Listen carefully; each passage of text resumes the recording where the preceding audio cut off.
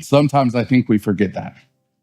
So I'm going to kind of end it with this, but one of my favorite movies of all time is this movie called Facing the Giants.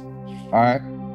It's a Christian movie, which is great, but my favorite part is it's about football. All right. Love me some football. But there's this kid, his name's David, and he's a soccer player that turns kicker for this Christian school football team. And let's be honest, he sucks at it. All right.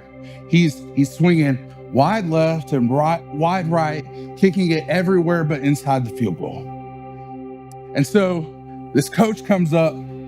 He's like, man, you got to get in the middle. He's like, hey, I know, coach. And he's like, no, you don't.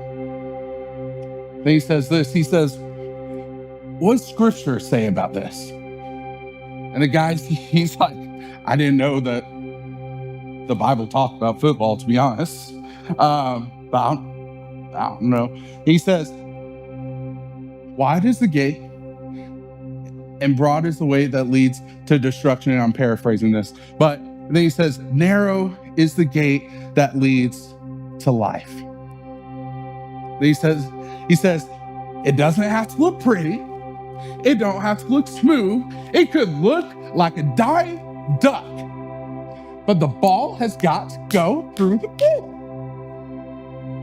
So, and I think that's how we look at our salvation, right? We think it has to look pretty, it has to look smooth, but it doesn't.